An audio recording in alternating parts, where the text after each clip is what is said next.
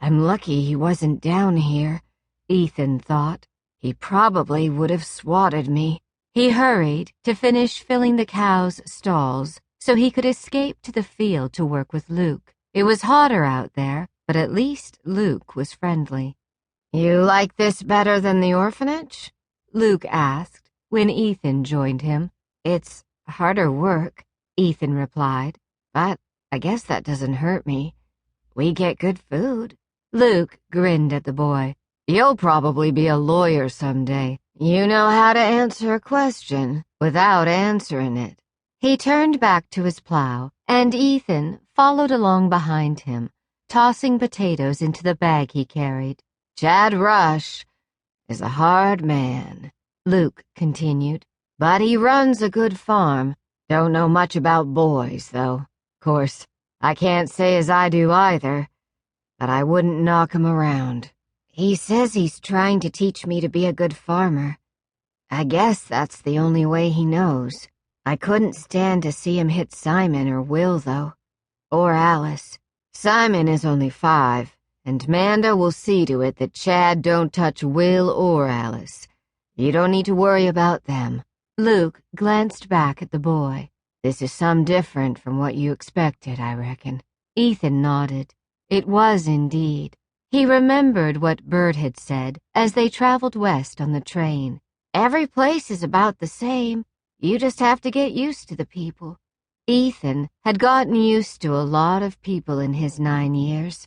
When Ma died, his older brothers had sent him and the younger ones to the Briar Lane orphanage. There, he learned that God loved him and would go with him wherever he went. And for the first time in his life, he made a friend who shared his fears and good times equally. It was a comfort to have Bert as close as he was now, though Ethan knew they'd only see each other occasionally.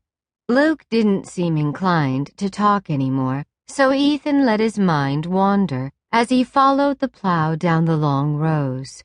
This was certainly a different kind of place from any he had ever known.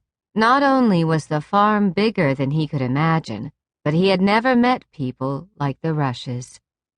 Following Saturday night supper, Mrs. Rush issued directions for the evening. "Francis, help Alice with her bath and wash her hair. Then Ethan, you take care of the younger boys and have your bath. Be sure all heads are scrubbed, then come to the kitchen." All 3 boys stoically endured what followed. Manda trimmed nails, and Polly wrapped a huge towel around each boy in turn, then proceeded to cut their hair. Luke and Henry sat at the table awaiting their turn and offering advice. "You got that side higher than this one, Polly. You better even it up. Whoops, there you went too high. Now you got to take it off the other side again. That boy ain't gonna have no hair to wear to church tomorrow if you don't watch it." Simon sat wide-eyed as the scissors snipped around his ears. Hair slid down inside the towel. He wiggled on the high stool. "Sit still, Simon," Polly directed him. "You don't want to lose a piece of your ear. And you two, keep quiet," she said to the men, "or I'll give you both haircuts you won't forget for a while." "We get one of them every month," Luke joked. "That won't be nothing new." The first Sunday after the Coopers' arrival was a day of joy.